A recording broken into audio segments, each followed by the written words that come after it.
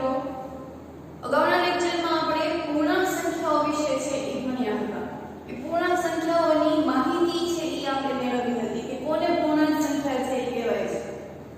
ત્યાર પછી આપણે જોયું હોય તો એમાં થોડા દાખલાઓ છે જોયા હતા, એના તાપમાનને આધારે થોડા દાખલાઓનો સરવાળો કે બાદબાકી છે એ કર્યો હતો. તો હવે આપણે આજે સ્વાધ્યાય 1.1 છે એમાં જ તે આગળ વધીએ અને એમાં ચોથો દાખલો છે આપેલો છે.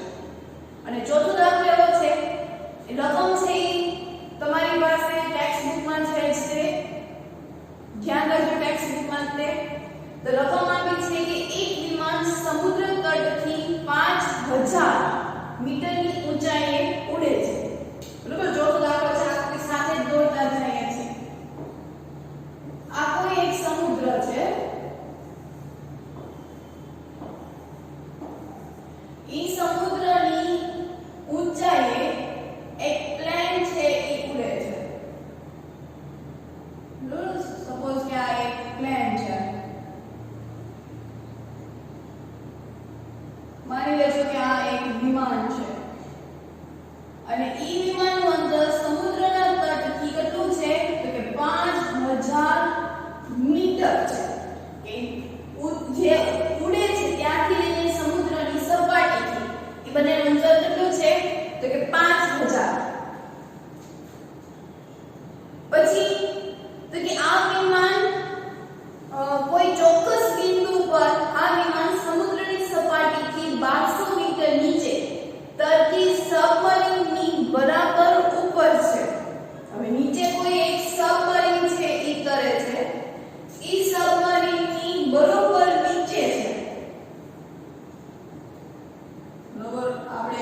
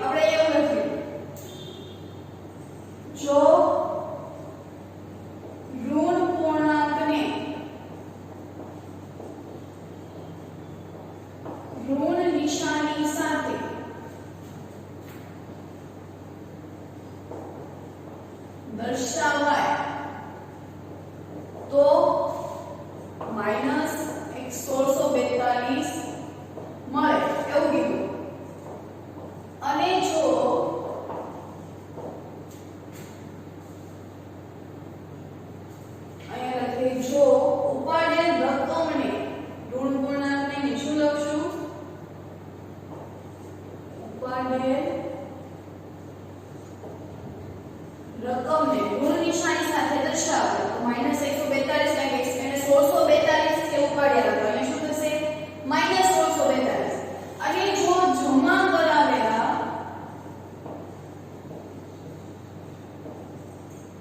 રૂપિયાને તો કઈ વડે દર્શાવાય તો આપણે જમા કરાવ્યા છે એટલે પ્લસ વડે દર્શાવાય બરોબર આપણે કીધું કે જો જમા કરાવેલ રકમ ઉપાડેલ રકમને જો ઋણ નિશાની સાથે દર્શાવી હોય તો જમા કરાવેલાને તો પ્લસ વડે તો ઉપાડ પછી મોહનના ખાતામાં કેટલી શિલક રહેશે હવે અહીંયા શિલક એટલે તો કે કેટલી રકમ રહેશે પહેલા શું કર્યું એને તો કે મોહને 2000 રૂપિયા ઉપાડી લીધા સોરી જમા કરાયા અને બીજા દિવસે એમાંથી 1642 રૂપિયા છે એ ઉપાડી લીધા હવે હું તમને એક ઉદાહરણ આપું કે તમને તમારા મમ્મીએ 50 રૂપિયા છે એ આપ્યા છે એ 50 માંથી તમારા મમ્મીએ બીજે દિવસે 25 રૂપિયા માંગ્યા તો તમારી પાસે કેટલા રહ્યા તો તમે શું કરશો કે 50 રૂપિયામાંથી મમ્મીએ જે માંગ્યા હતા એ પૈસા બાદ કરી નાખશો અને તમારી પાસે એટલા રૂપિયા બચે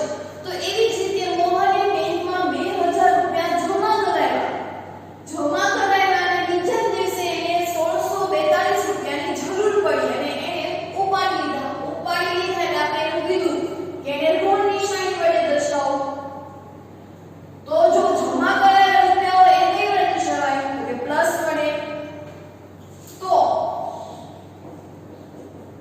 મોહન પાસે 2000 માઈનસ 142 શિલક રહેશે તો ટોટલ કેટલી રહેશે તો આપણે બાદબાકી કરવી પડશે તો કે 2000 માઈનસ 1642 એટલે 10 9 9 એક ઘટી જાય કે એક ખાસ બાદબાકી છે શીખવાની છે 10 માંથી 2 જાય એટલે 8 9 માંથી 4 જાય એટલે 5 અહીંયા 3 અહીંયા 0 તો ટોટલ કેટલા વધ્યા 358 તો કે આમ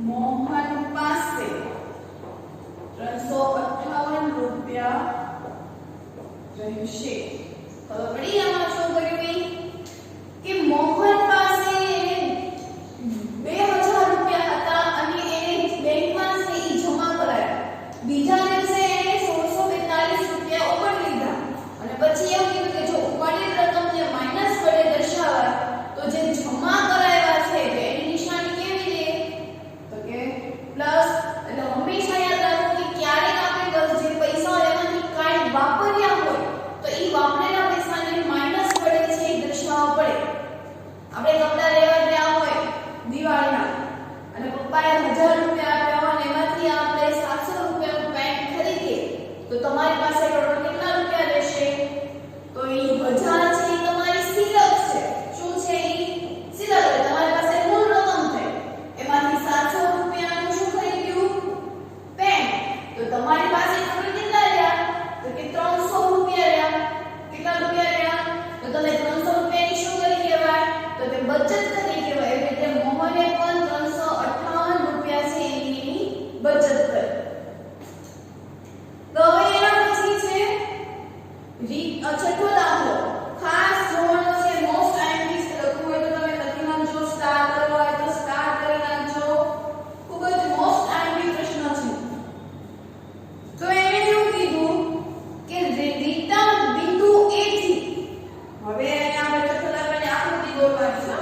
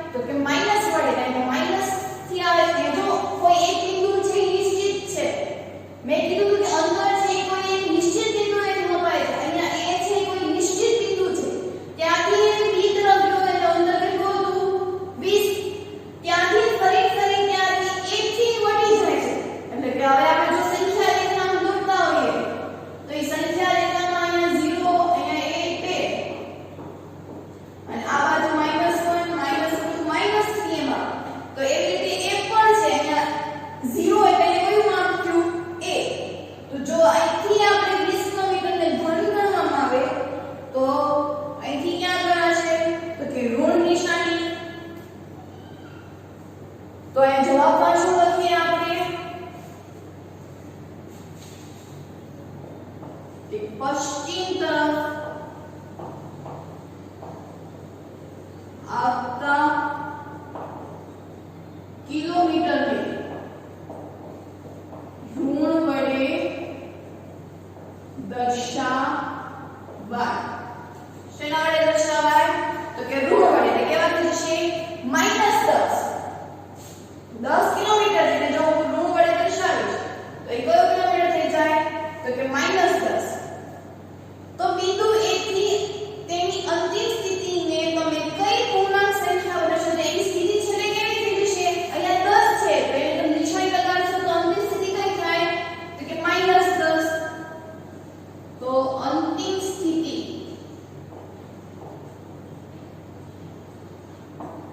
-10 થશે.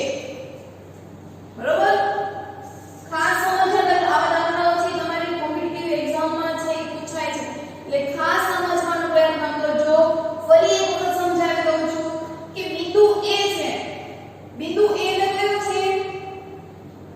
બિંદુ A એટલે કોણ? તો કે રીટા. તો રીટા છે એ પૂર્વ તરફ, આપણે અહીંયા જો દિશા છે દર્શાવી છે, એ પૂર્વ તરફ 20 કિલોમીટરનું અંતર કાપીને B સુધી પહોંચે છે. એટલે કોઈ સ્થળ હશે B, કે A થી B વચ્ચેનું અંતર કેટલું છે? 20 કિલોમીટર.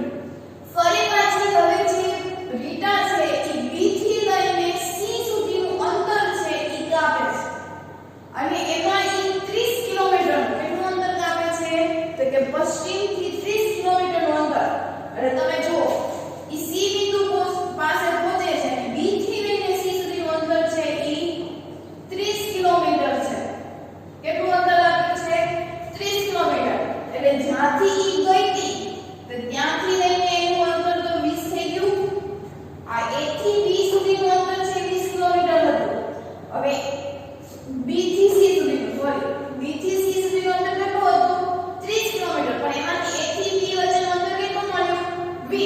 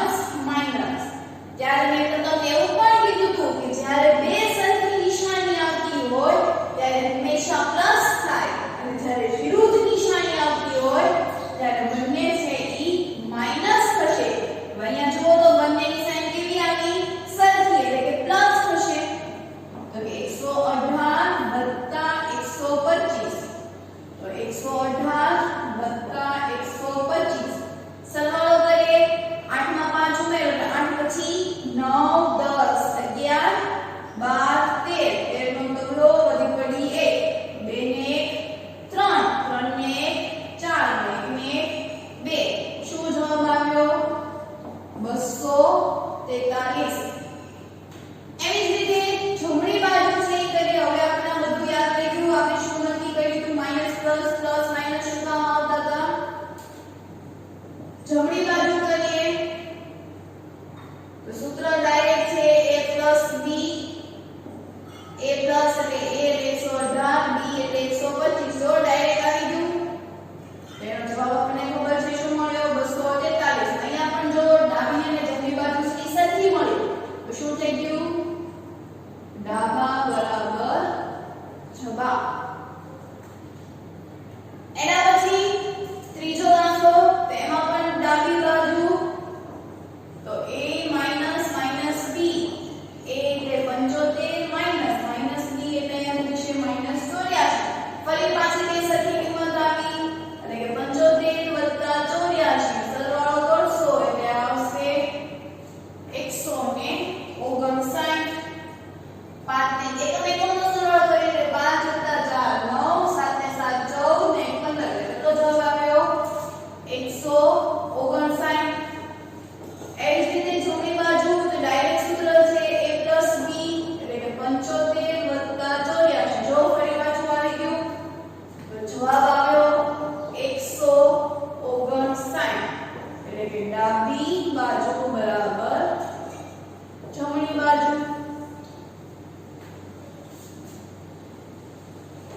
લાસ્ટ એને જો દાખલો કરીએ તેમાં પણ ડાબી બાજુ તો સૂત્ર a માઈનસ માઈનસ b એટલે કે a આપણી પાસે કેટલું છે? 28 માઈનસ માઈનસ નિશાની b એટલે 11. ફરી પાછું જો સરખી નિશાની આવી એટલે માઈનસ માઈનસ પ્લસ એટલે 28 વત્તા 11 થશે 39. 8 ને 1 9 ને 2 ને 3 એકમ એકમનો ગુણાકાર તો શબ્દ શબ્દનો ગુણાકાર એટલે આવશે 39. એવી જ રીતે જમણી બાજુ સૂત્ર ખબર છે a પ્લસ b. a એટલે 28, b એટલે 11. તો અહીંયા પણ આપણે 39 છે એ મળ્યું. તો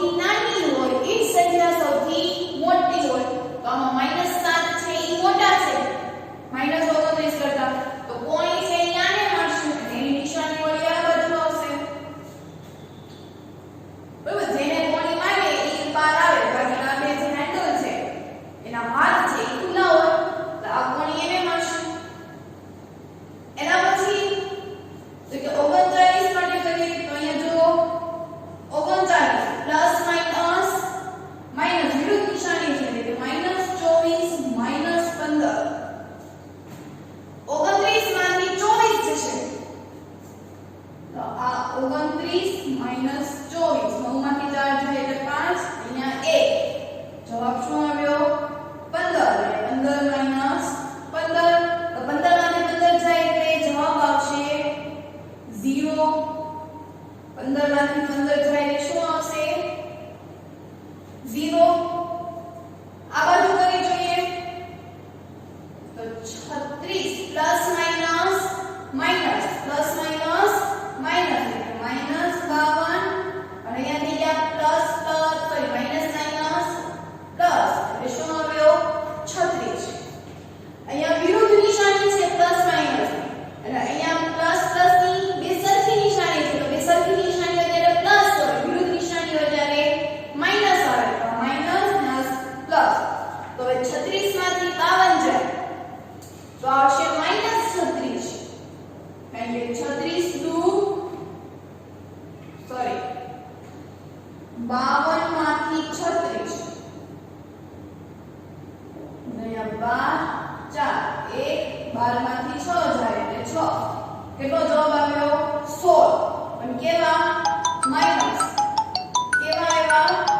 માઈનસ. એટલે માઈનસ 16 પ્લસ 36 એટલે 36 માંથી 52 જશે એટલે 16 વત્તા 36. ફરી પાછું જો minus plus minus minus plus minus એટલે 36 માંથી 16 એટલે આપણે 36 માંથી 16 બાદ કરીએ તો જવાબ આવ્યો 20. શું જવાબ આવ્યો? 20. 6 માં 6 જાય એટલે 0, 3 માંથી 1 જાય એટલે 2. એટલે જવાબ આવ્યો આપણી પાસે 20. પણ 20 કેવા? પ્લસ, કારણ કે 36 છે એ મોટા છે તો 0 મોટા કે 20 મોટા? 20. એટલે ફરી પાછી કોની છે ઈ આને આમ મારશે, નાનાને મારશે. એના પછી સૌથી છેલ્લો દાખલો તો અહીંયા તમે જુઓ માઈનસ પ્લસ. એક કામ કરીએ આપણે આમ સરવાળો જે છે એનો જ સરવાળો છે કરતા એટલે જે ધન સંખ્યાઓ છે એનો સરવાળો કરીએ અને પછી આપણે એની બાદબાકી છે એ કરી લઈશું. એટલે અહીંયા હું -231 એમને રાખીશ. એટલે પહેલા હું 79 અને 51 નો સરવાળો કરીશ. 79 + 51 9 ને 10 વધી પડી 1 7 ને 5 12 ને 1 13. કેટલો જવાબ આવ્યો? 130. હવે જુઓ તો કે માઈનસ પ્લસ માઈનસ અહીંયા બે સરખી નિશાની હતી જો પ્લસ પ્લસ એટલે આપણે સરવાળો કર્યો. અહીંયા વિરુદ્ધ નિશાની છે એટલે આપણે બાદબાકી કરશું તો કે 231 માંથી 130 જશે એટલે 1 માંથી 0 જાય એટલે 1 જ ત્યાં આવે, 3 માંથી 3 જાય એટલે 0 અને 2 માંથી 1 જાય એટલે 1. શું જવાબ આવ્યો? 101. પણ નિશાની કઈ મૂકવું? પ્લસ ની કે માઈનસ ની? માઈનસ ની, કારણ કે 231 હજી મોટા છે એટલે આ -101. એવી જ રીતે આ બાજુ કે અહીંયા -399 છે ઈ એમને એમ રાખવું ને પહેલા બંનેનો સરવાળો કરી નાખું. તો અહીંયા બંને નિશાની જો સરખી છે, બંને નિશાની સરખી છે એટલે આપણે સરવાળો કરવો પડશે. તો 159 વત્તા 81 9 ને 10 વધી પડી 1 8 ને 5 13 13 ને 14 વધી પડી 1 એટલે આવ્યા 240. પણ કેવા? પ્લસ. તો હવે પાછી અહીંયા વિરુદ્ધ નિશાની થઈ ગઈ. વિરુદ્ધ નિશાની થઈ જાય એટલે આપણે બાદબાકી છે એ કરીએ છીએ. તો 399 માઈનસ 240 9 માંથી 0 જાય એટલે 9 9 માંથી 4 જાય એટલે 5 3 માંથી 2 જાય એટલે 1. શું જવાબ આવ્યો? 159. હવે નિશાની કઈ મૂકવાની? પ્લસ કે માઈનસ ની? તો કે માઈનસ ની. એટલે 399 થી કેવા છે? મોટા. કેવો જવાબ આવ્યો? માઈનસ. 159. હવે અહીંયા 101 આવ્યું, 159 આવ્યું. તો આ બંનેમાંથી મોટું કોણ થશે? 101. તો 101 ની નિશાની એટલે ખૂણોમાં નાનામાં ટોય. તો આવી નિશાની છે આ. તો અહીંયા તમે જુઓ આપણે નાની ખૂણો માટે એટલે નાનું કોણ મોટું કોણ ને એના આધારે આપણે પ્લસ માઈનસ ના દાખલાઓ છે એ